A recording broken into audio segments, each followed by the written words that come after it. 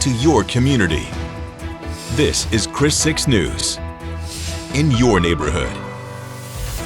Well, heading into the next few days, our rain chances aren't entirely zero. We could see a few isolated showers returning to inland portions of the coastal bend. We'll get you a look at the futurecast and what to expect for the next few days in a few more minutes. This is it. This right here is life. While Corpus Christi is relaxing water restrictions, rural residents of Nueces County say it comes at a cost. Coming up, I'll tell you why the Nueces Groundwater project is under fire and why some say the city has broken their promises surrounding the project. It's a staple on almost every Southern buffet and at church dinners. Any ideas to what it is?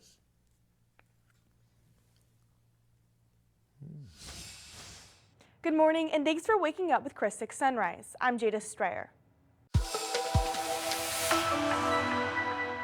Well, howdy and happy Thursday, Coastal Bend. Getting a look at our Coastal Bend Weather Watchers group on Facebook. Saw this great shot. Thank you to John Miller for sending this one in right here in town in Corpus Christi. A beautiful shot of that moon over downtown. If you get any good shots like this, maybe even moon rises, moon sets, or sunrises and sunsets, hopefully you also take a picture or video, submit that to our Coastal Bend Weather Watchers group. Might find yourself featured as our Coastal Bend Weather Watcher of the Week. That's selected every weekend. As we're heading into our Thursday forecast, warming up fairly quickly out there. 93 degrees is what we're up to by lunchtime, topping out at 99, if not 98 degrees for the daytime high.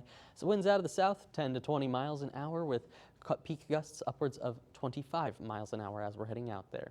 Now on the Muggy Meter through the next few days, it's still going to be that air you can wear feeling. That could help out with a few of those isolated showers though as we're heading out there tonight. Unfortunately, it's mainly focused on northern portions of the coastal bend. Here in Corpus Christi, I'm expecting us to stay dry, but as we're heading into the weekend, still going to hold on to those very humid conditions. Now let's get a look at some of those traffic headlines as you're hitting the roadways this Thursday morning. Of course, keep in mind the school year has begun, so we want to make sure we're taking it easy through the school zones and around the school buses. Of course, keep in mind if you don't have that median in the middle of the road, then you do also have to stop on both flows of traffic on the roadway when those school buses come to a stop. Something else we're keeping in mind, Fred Swally Drive there along Yorktown, that's going to be closed at the Yorktown intersection. That begun yesterday and is still going on, so definitely want to keep that in mind as we're heading out there. Might just need an alternate route as we're heading through the next couple of days. Something else that's beginning tomorrow is going to be Surfside Boulevard and Gulf Spray Avenue. That intersection will also start to close. Either way, we're hoping you have a great and safe Thursday morning commute. Hey everyone, I'm Drew Bishop, and the Nueces Groundwater project continues to come under fire. And those that rely on groundwater are calling for more accountability. This has almost been a quest for survival. Scott Barraza and Chris Queller are trying to protect a precious resource, water. Unlike people who live in the city, landowners like Barraza, Queller, and thousands of other rural Nueces County residents rely solely on groundwater that's pumped from private wells. This is it. This right here is life. But the groundwater they rely on has also become a source for Corpus Christi through what's known as the Nueces Groundwater Project. The city operates around 15 wells, with more being drilled, pumping millions of gallons a day from the ground. The project was approved when Corpus Christi's drought was getting worse, with the intention that groundwater would be a safeguard to protect the region from a worst-case scenario. We were always told that the wells were temporary in nature, but the pumping's continued, and it's not only continued, it's increased. And with the city's main water sources rising and Corpus Christi relaxing water restrictions, the question was brought up at City Council. Why, if we have water, we said we were going to stop it when we had the water, that we were going to only use it in an emergency. Corpus Christi Water's Nick Winkleman says they will decrease the pumping of groundwater by about a third because of the improved water situation. We're anticipating an average daily production of about 8 million gallons a day. But Queller and Barraza say that claim isn't entirely truthful. When you increase the pumping rate the week that you make that announcement, basically you're going back to where you were. They just pulled a, Labor Day sale, or what do you want to call it? raise your price up, mark it down. And Lake Corpus Christi and Choke Canyon, the city's main water reservoirs, are evaporating every day. Both groundwater advocates argue that drawing water from those lakes now is a better choice than groundwater, because while the lakes can quickly rebound, the aquifer beneath the ground takes more time to replenish its water. Yet the city chooses to continue to pull a non-evaporated source for emergency. Queller and Barraza are leading the charge to create the Nueces Groundwater Conservation District, a landowner group to advocate for groundwater rights in Nueces County. They say it would be one of the first petition-led groundwater conservation districts in Texas since 2002. But until then, they're asking for written guidelines on the pumping of groundwater. Bring up and put some trigger points and guardrails on this water pumping right now. With the lakes rebounded, we were told it's temporary, and it's not. We need to get something in writing to ensure, to hold accountability. Because while Corpus Christians are happy to be back to weekly lawn watering, groundwater residents fear the city isn't being good stewards of their source of water. I don't see them looking beyond groundwater, and groundwater is a finite source. The city of Corpus Christi operates 35 groundwater wells across portions of Nueces and San Patricio County near the Nueces River. You'll see them organized in 3 colors here: in blue, the eastern well field; in green, the Ed Rochelle Foundation well field; and in red, the western well field. These groundwater wells have been doing a lot to boost our water supply in this historic drought, but neighbors across rural parts of Nueces, San Patricio, and Jim Wells counties have been concerned about something called subsidence. A recent report found that groundwater operations could lead to subsidence. That's the lowering or sinking of land caused by excessive withdrawal of groundwater from aquifers. The report outlines that the greatest subsidence could be felt within the first 5 years of groundwater operations. In this report, neighbors miles away could be affected by subsidence, and that includes neighborhoods such as Robstown, which are already prone to flooding during heavy rainfall. And while the report simply shows a model, it's brought a lot of concern to our neighbors. Have a question about subsidence or groundwater? Feel free to send me an email. Reporting in the studio, I'm Chief Meteorologist Stephanie Lauber, Chris 6 News. The water made its way back, but this time around, the city is looking to make sure that it stays. I'm Jordan Benavidez out here at Lake Corpus Christi after an emergency order was made regarding Corpus Christi's water reservoirs. On Tuesday, the Texas Commission on Environmental Quality approved an emergency order temporarily halting the release of water from Lake Corpus Christi. The move comes after the lake's drastic turnaround earlier this year sparked concerns about how to better preserve our water. The emergency order means the lake can continue to hold the water instead of releasing it downstream, allowing for more time to plan ahead on long-term solutions for the region's water supply. Along with the emergency order comes plans to move the city of Corpus Christi to Stage 1 water restrictions beginning on Thursday. Reporting from Lake Corpus Christi, I'm Jordan Benavidez, Chris 6 News. The Alice Coyotes football team will not start their season in their brand new stadium as originally planned. Superintendent Dr. Anicia Trevino announced the final railings will not be completed in time for the first game, and due to safety concerns, they have decided to delay the opening for the first game of the season. Ticket sales will be reimbursed through hometown ticketing. Game day will be Friday at Beeville at 7:30 p.m. Those tickets will be sold online. Their scheduled home opener will be September 11th. Chris 6 is teaming up with the Gulf Coast Humane Society to help with the annual Clear the Shelters campaign. Today, we'd like to introduce you to Florence. She's a 1-year-old tortoiseshell shorthair who's been with the shelter since May. Florence is petite, gentle, and full of affection, the perfect lap-sized companion. She's ready to settle into a forever home where she can shower you with love. Visit the Gulf Coast Humane Society on Cabinets Road to meet Florence today. Good news for Corpus Christi residents. The city moves into a Stage 1 water restriction Thursday for the first time in more than 2 years.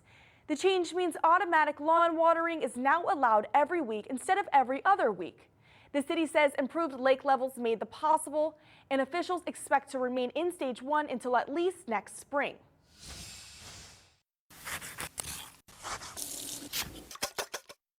If you've ever been to a Southern buffet or a church dinner, then it's pretty safe to assume that you've seen some version of the recipe we're making today. It's the one recipe that always goes first. Yup, I'm talking about pistachio fluff, also known as Watergate salad or marshmallow fruit delight. And just in case you aren't familiar with it, or maybe you've misplaced the recipe, let me show you how easy.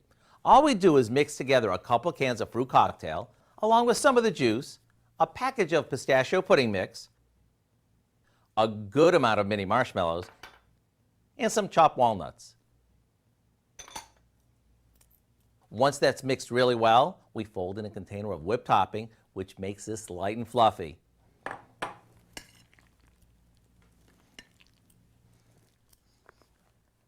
And just like any other recipe that's been passed down over time, you can bet there's different variations. Some of them include using pineapple instead of fruit cocktail, or pecans as the nut of choice. And no matter if you serve this as a go-along or a dessert, you can bet that this is one of the first things to disappear. After all, who can resist this combo? I do hope you'll go online and get the recipe for what we call potluck pistachio fluff. This way you'll have the recipe at your fingertips the next time you need something quick and easy. I'm Howard in the Mr. Food Test Kitchen, where today we found a classic way for you to say, ooh, it's so good.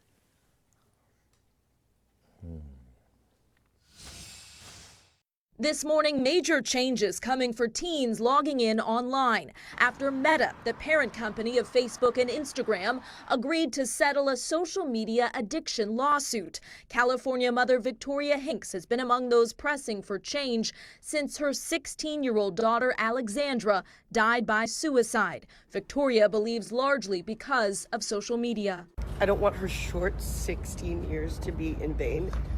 And I felt like today was finally something was done. Meta will now pay $18 billion to fund youth online safety measures after 29 states filed suit, alleging the company's social media apps were designed to be addictive, harming teens' mental health. And that the company knew about these dangers and lied to teens, to parents, and to the public. Meta denies the allegations but agreed to a series of new controls, including 2-hour daily limits and blocks on nighttime use for teens, as well as strengthened steps to verify a user's age and hiding things like like counts and extreme beauty filters. Meta is now urging other sites like TikTok and YouTube to do the same, promising to pay a final portion of the settlement only if the others follow suit. Because teens move fluidly across dozens of apps, we need an industry-wide solution. Attorneys general across the country are promising to keep up the fight. We're happy to talk to TikTok and Snap and Google about this. We're also happy to take them to court. As heartbroken families keep pushing for federal legislation and lasting change. Attorneys general in several states have already begun litigation against TikTok and YouTube, accusing them of similarly addictive features. NBC News reached out to those companies for comment about any potential coming changes, but we've not yet heard back. In Washington, Alice Barr, NBC News. Watching Chris 6, a part of the Scripps News Group. I'm Matthew Roberts, and I'm in Alice, where one Coastal Bend resident is celebrating the milestone of a century, and the city is celebrating her.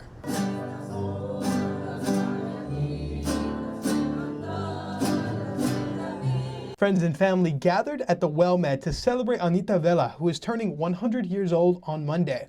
When she entered the door, she was surprised by the Ben Bolt Badger Mariachi Band, who played Las Mañanitas for her. Vela was a nurse and spent her life caring for others, but her most important role has been a loving mother and grandmother. Vela has 6 children, 25 grandchildren, 47 great-grandchildren, and 62 great-great-grandchildren, many who came from as far away as Michigan to wish her a happy birthday. I was a big surprise for me. A big one. But I thought they were just going to give me a piece of cake. The mayor of Alice, Cynthia Carrasco, presented Vela with a certificate highlighting this tremendous milestone of life for Vela. She thanked her for being a proud member of the community of Alice and just being the person she is. Reporting from Alice, I'm Matthew Roberts for Chris 6 News. Well, hey there and happy Thursday, Coastal Bend. Getting a peek at the big weather picture, you can see some of that rain off to the north there into eastern portions of Texas, just to the south of that stalled frontal boundary. Here at home in the Coastal Bend, though, coming in pretty high and dry so far for a Thursday morning. Walking you through the futurecast and what we're expecting is those warming temperatures once again, already into the low and mid 90s by lunchtime, and then by the time we're heading into the later afternoon, that's where we're watching out for some of that activity off to the north that we just saw in the big weather picture. Could be moving in towards that I-10 corridor, and if it holds on to to enough strength could affect our northern counties up there towards George West or Beeville before they really start to dry up as they push their way through the rest of the area. So not expecting this as you work your way into central or southern portions of the area, but still something to keep in mind, especially if you're heading out for any of those football games tonight. Could run into just a quick shower on your way. Or even for our Friday night lights tomorrow, could see a few more of those isolated showers. Keep in mind, it's still only that 10 to 20% coverage across the area. The by far majority of us going to be staying dry, but could run into a very short-lived lightning delay as we're heading out there. In terms of the rain chances, like we talked about, 10 to 20%. It's still riding towards the bottom of the board. It's not going to be that drought-busting rainfall as we're heading out there, but hopefully a little bit of rain-cooled air for some of us to enjoy as we're heading into our Thursday and Friday afternoons. Either way, the rest of us dealing with the heat out there. The average is supposed to be 94 degrees for this time of year. I'm thinking we're running slightly above average, closer to that 97, if not 98 degree mark, thanks to the high pressure still mainly holding a dominance force on the forecast for us. So not much in terms of that rain right now, but something all of us are going to get to experience across the coastal bend tonight is the partial lunar eclipse we're actually going to be starting to see begin. The penumbral eclipse begins at 8:23 p.m. with the partial eclipse starting to begin about 9:33 p.m. there. The maximum eclipse of about 92% coverage off towards 11:12 p.m. before it starts to come to an end as we're heading in towards 1 to 2 a.m. tonight. So hopefully you're able to get out there and get a little bit of viewing on it, because we're going to have fair viewing conditions here in Corpus Christi and around the area without much cloud cover. Going into the next few days, still plenty of sunshine and heat to go around. Those daytime highs going to round out in the mid to upper 90s, with overnight lows still holding on to the mid to upper 70s and plenty of humidity. Watching Chris 6, a part of the Scripps News Group. It's a danger that arises with age. 1 in 4 older adults ages 65 and older report falling every year. It can lead to severe injuries, even death. Broken shoulders, broken arms, broken wrists, broken hips, God forbid. Those are tough injuries to recover from. Sports medicine Dr. Hunter Rayfit with Orlando Health says the first way to prevent falls is to walk regularly. Adding resistance exercises as part of a daily routine can also help build and maintain muscle mass. Next, work on your balance. Activities like yoga and Pilates are great for that. Even walking on soft, shifting surfaces like sand can increase muscle work and burn more calories while being gentle on joints. Third, wear good supportive shoes. We see a lot of people that wear flip-flops. Those are, I tell people, bad for feet, but good for business. They result in a lot of falls, unfortunately. Fourth, reduce home hazards. Rayfith says rugs, coffee tables, pets, wet spots on the floor, and tile all cause a lot of falls. So make sure lighting is good and there aren't slick surfaces. And finally, be mindful of medications. Some can affect balance or make a person dizzy and less stable. So he says to talk to your doctor about any side effects you may have from prescriptions you're taking. And if you do have a fall, see a doctor. It's always easy to shoot an x-ray of those type of injuries to make sure that we don't have any broken bones or anything more serious like that. For Health Minute, I'm Mandy Gaither. For many people, the recent eclipse was an emotional moment years in the making, but experts say eye safety remains critical throughout the event.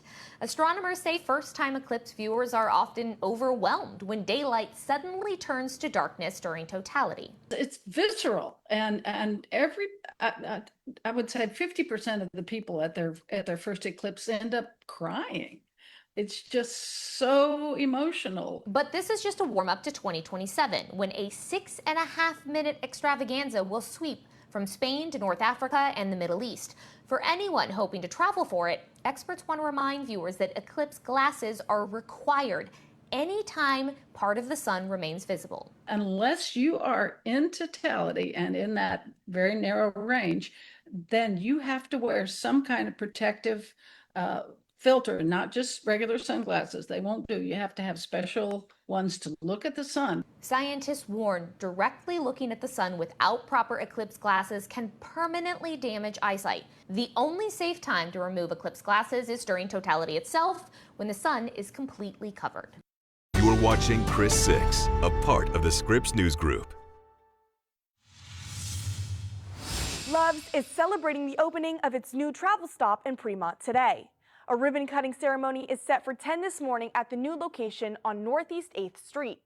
The event will also include donations to Driscoll Children's Hospital, Fremont Collegiate High School, and the Fremont Fire Department. Love says it's investing about $58 million in Texas this year as part of its Road Ahead plan. A GoFundMe has been started for a 15-year-old boy who lost his mother in a house fire. Nathan's family says his mother, Valerie, died in the fire, leaving the teen to navigate life without her. The fundraiser is helping cover clothing and personal belongings lost in the fire, living and school expenses, counseling, and other needs. Organizers are asking the community to donate or share Nathan's story. Good morning, I'm Del Walters. Here's what's happening today. A final hearing set for Thursday in that Bank of America settlement with Jeffrey Epstein survivors. The bank reaching a $72.5 million settlement with the women who accused the bank of helping Epstein's sex trafficking operation. Federal judge signing off on the deal in April. Roughly 60 to 75 women are expected to file the claims. Bank of America denies any and all wrongdoing. Look up Thursday night, a partial lunar eclipse. 96% of the moon will be inside the Earth's shadow, visible across North and South America with the best views in the Americas. The peak will happen just after midnight Friday Eastern Time. No special equipment is needed. College football is back. 13 games scheduled for Thursday, all of them FCS games. Towson versus Maine and LIU versus North Dakota. The FBS season does not officially kick off until Saturday. That is known as Week 0, with the official Week 1 kickoff coming next week. You to your community. This is Chris 6 News in your neighborhood. Good morning, and thanks for waking up with Chris 6 Sunrise. I'm Jada Strayer. It's Thursday. Let's get a look at your weather now with meteorologist Stephen Jones. Well, howdy and happy Thursday, Coastal Bend. Getting a look at our temperature almanac from our Wednesday, we got still pretty toasty out there, up towards 99 degrees for the daytime high. Shy of the record 101 we set back there in 1990, but above the average 94 where we're supposed to be for this time of year. Either way, sunset inching earlier and earlier down to about 7:56 p.m. and we'll continue that trend as we're heading through the winter solstice in December. For the bus stop forecast today, still dealing with the 70s and 80s this morning before we climb into those 90s this afternoon. Thinking about 98 degrees by 3 p.m. and topping out closer to 99 as we're heading in towards 4 p.m. here in Corpus Christi. So definitely want to remember the heat safety practices. The heat risk forecast back into the moderate and major heat risk today. Even some of those pockets of extreme heat risk returning. We do see a slight reduction in that major heat risk heading in towards our Friday tomorrow, but either way, we're still feeling plenty of that summertime heat as we're heading into the weekend. You can still see that extreme heat risk off towards the west, just northwest of Freer, and the rest of us around the coastal bend still dealing with the moderate heat risk as well. Now let's get a look at some of those traffic headlines as you're hitting the roadways this Thursday morning. Of course, keep in mind the school year has begun, so we want to just make sure we're taking it easy around the school zones and around school buses. Something that's beginning tomorrow, Surfside Boulevard and Gulf Spray Avenue, that intersection will come to a temporary closure for about a month, so something to keep in mind with some of the construction work continuing. Also, Fred's Folly Drive there, that is closed at the Yorktown intersection. That began yesterday, and it's also continuing as we're heading out there today, so just something to keep in mind. Either way, we're hoping you have a great and safe Thursday morning commute. A Kentucky police officer is accused of using flock cameras more than 2,000 times to track his ex-girlfriend. I'm Holly Davis. Here are the headlines we're covering on Scripps News. Assad Zahir, a patrol officer since 2022, was arrested on Tuesday. Officials say he is suspended without pay pending criminal and internal investigations. He's facing charges for official misconduct and unlawful access to a computer. The officer's alleged use of the cameras were flagged by Flock's new AI safety tool. Flock started tracking activity after growing concerns about misuse, with many cases involving law enforcement officers accused of using the system to stalk exes or romantic interests. Prosecutors have rested their case in the Tupac Shakur murder trial. Dwayne Davis is the man accused of planning the rapper's 1996 murder. During a week and a half of testimony, prosecutors called 25 witnesses and played nearly 8 hours of recordings in which Davis discussed his alleged involvement. But prosecutors have also presented no physical evidence placing Davis at the scene. The defense will begin presenting its case on Thursday. And the FDA has approved a drug that could give new hope to pancreatic cancer patients. That drug called Razonk is a pill that fights cancer by attacking a mutated protein that cancers feed on. In trials, it's extended survival to more than 13 months, as opposed to only 7 months for chemotherapy. The cost, though, could be hundreds of thousands of dollars, and some users have reported severe side effects.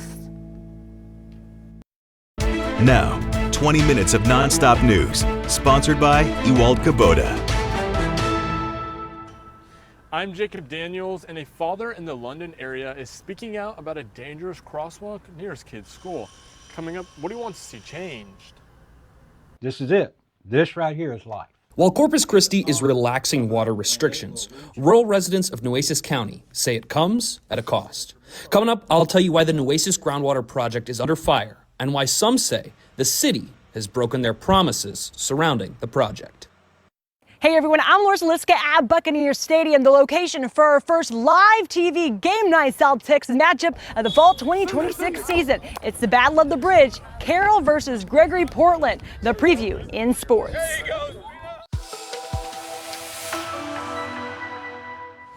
Well, hey there, Coastal Bend. Getting a look at our line of view to Animal Services dog walking forecast. Today we've got Harper Weatherford as the star of the day from Clayburgh County. As we're heading out there for Harper's Walk, not looking too bad this morning, but it's looking a little bit better this morning as opposed to the afternoon. 88 degrees is what we're up to by 10 a.m., up towards 98, if not 99 degrees for that daytime high. So like we talked about, looking a little bit better this morning. And when you account for that humidity, it's going to be feeling even warmer than that out there. Closer to 105 to 110 is what we might experience as we're stepping out the door this afternoon, because with that extra humidity in the atmosphere, it doesn't let you sweat as efficiently, meaning you don't cool as efficiently as you're stepping out the door.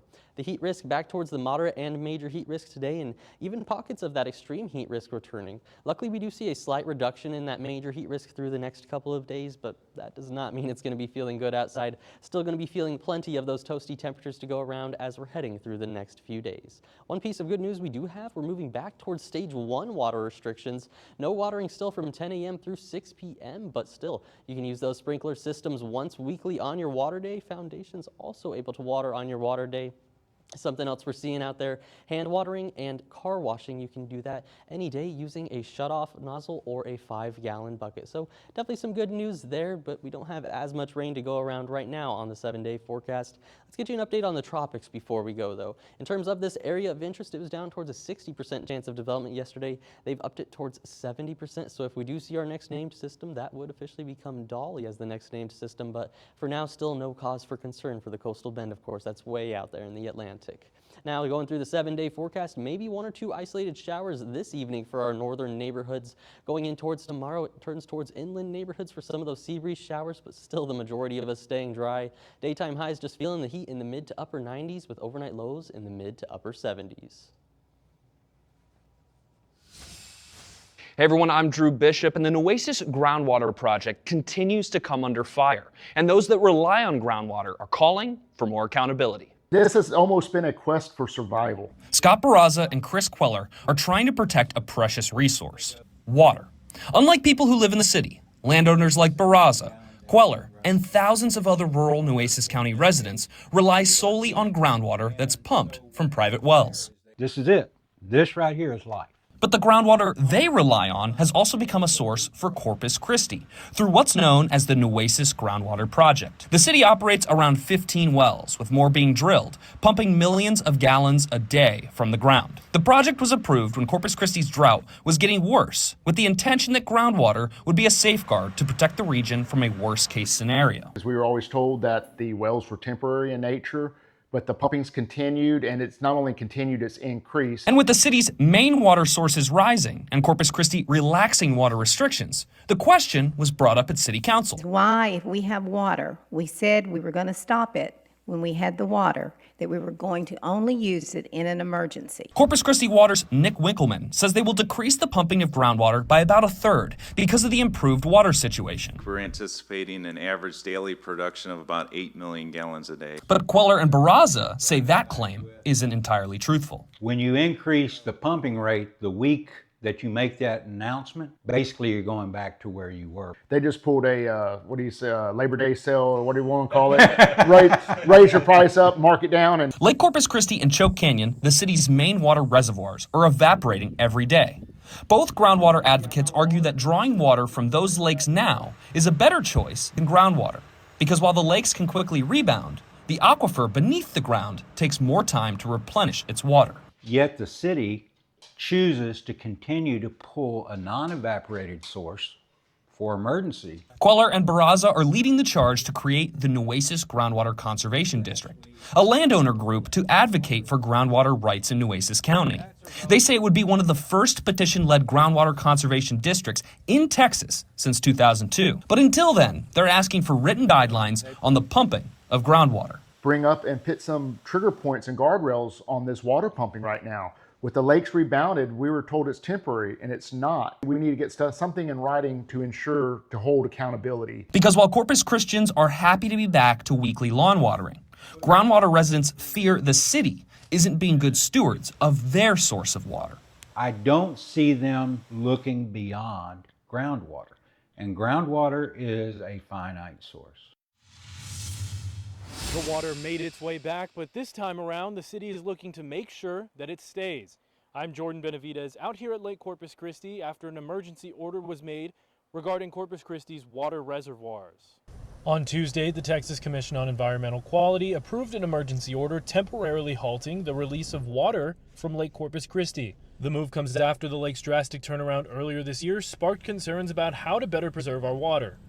The emergency order means the lake can continue to hold the water instead of releasing it downstream, allowing for more time to plan ahead on long-term solutions for the region's water supply. Along with the emergency order comes plans to move the city of Corpus Christi to Stage 1 water restrictions beginning on Thursday. Reporting from Lake Corpus Christi, I'm Jordan Benavidez, Chris 6 News.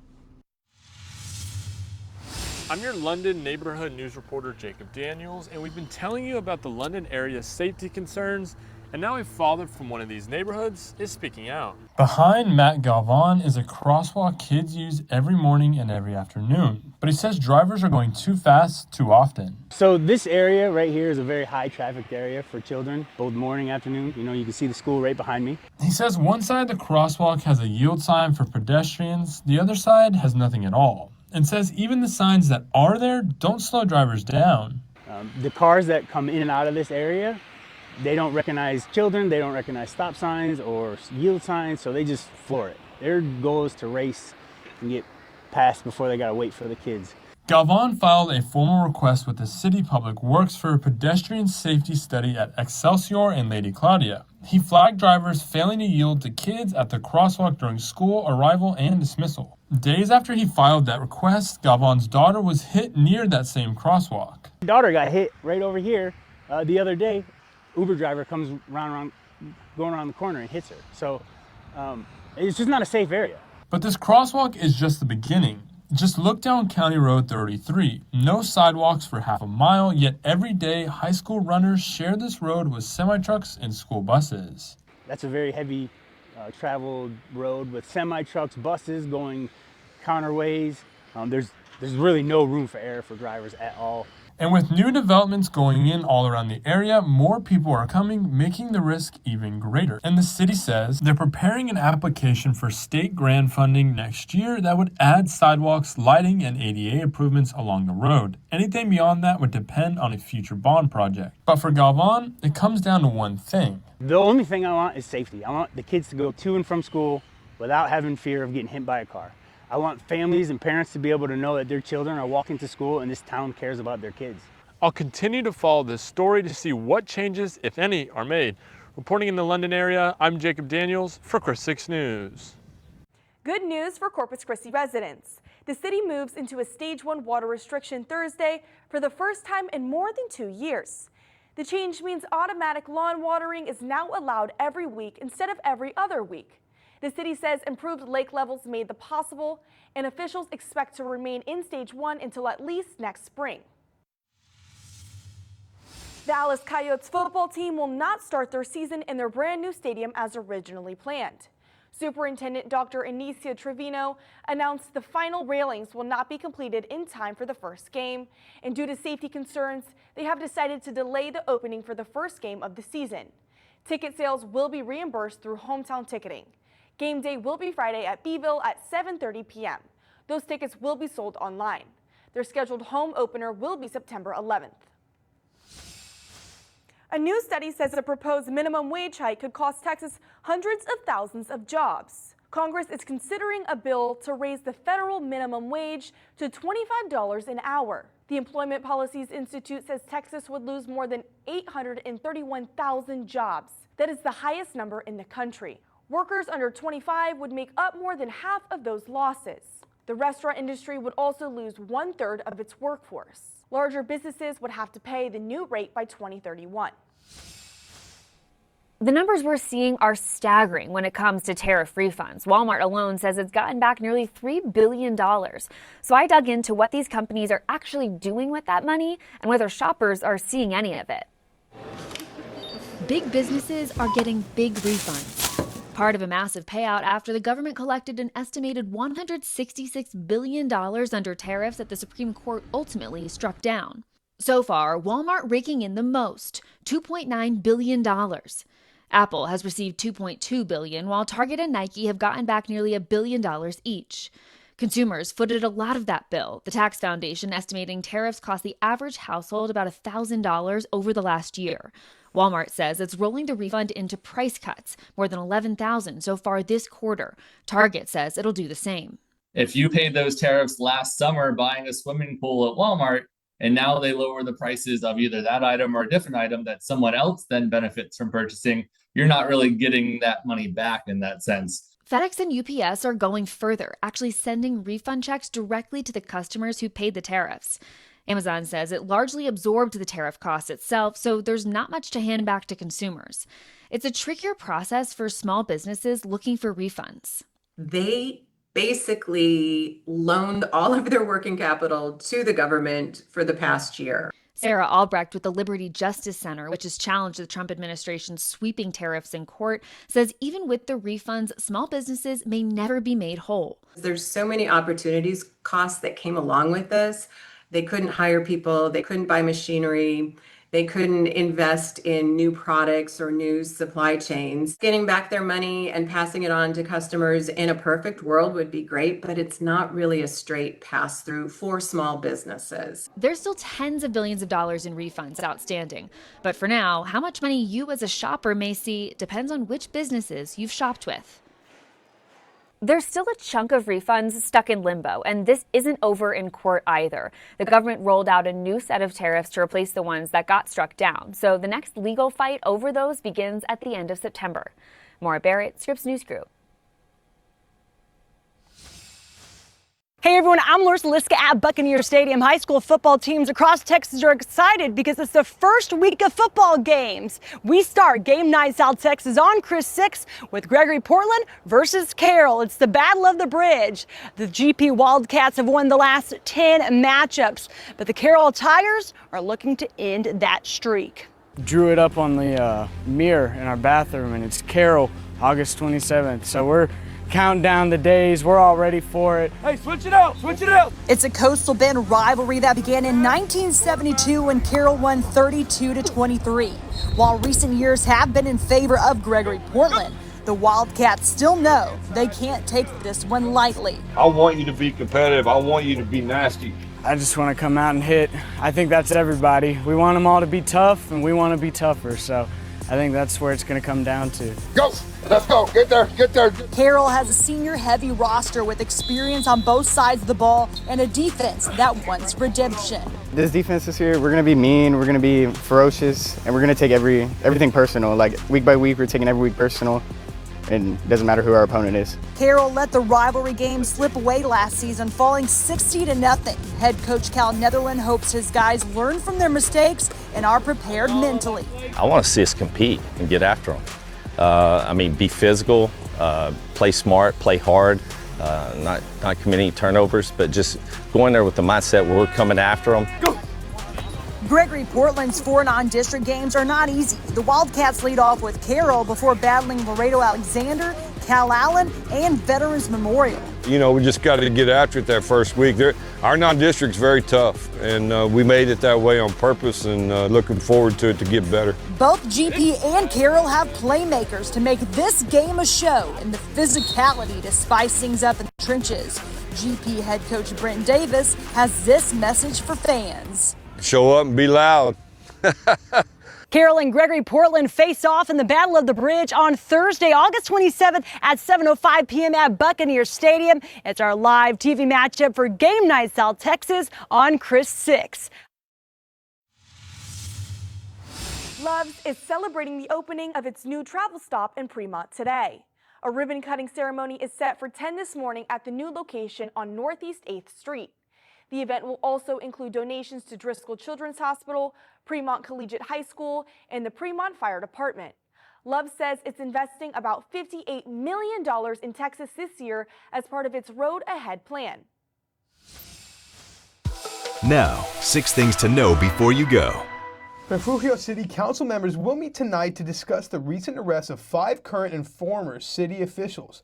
The special meeting was called by the mayor and is set for 7 tonight at City Hall. Council members are expected to consult with the city attorney in executive session about the matter. The special meeting is set for 7 p.m. tonight at 613 Commerce Street in Refugio. The city of Corpus Christi has settled a lawsuit filed by a hotel developer. According to city manager Peter Zanoni, the city will pay $450,000 to Aljit David. David sued the city in 2024, challenging a $2 million economic development agreement for the construction of the Homewood Suites in downtown Corpus Christi. A second witness to a deadly shooting by a federal immigration agent in Houston is now free after a month in custody. Daniel Tirado Pantoja was a passenger in a van when the driver Lorenzo Salgado Araujo was shot and killed by the agent on July 7th. The Department of Homeland Security says the agent fired in self-defense, claiming Araujo weaponized his vehicle, but Pantoja and another passenger say the van was parked when the shooting happened. A U.S. district judge ordered Pantoja's release, citing no criminal record and no danger to the community.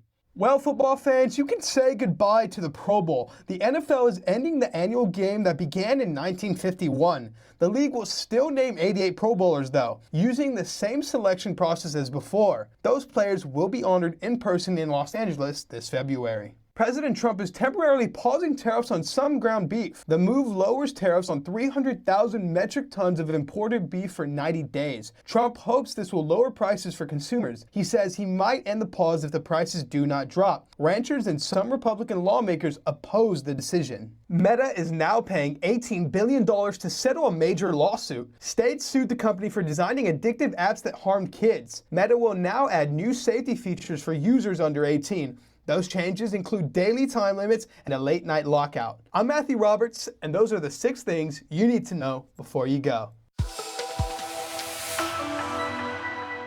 Well, howdy and happy Thursday, Coastal Bend. Getting a look at our Thursday forecast as we're heading out there. Things are going to be on the warm-up very quickly, pushing 98 if not 99 for that daytime high this afternoon, and could see a few isolated showers up towards Live Oak or B County, so maybe George West or Beeville, but thinking Corpus Christi stays dry today.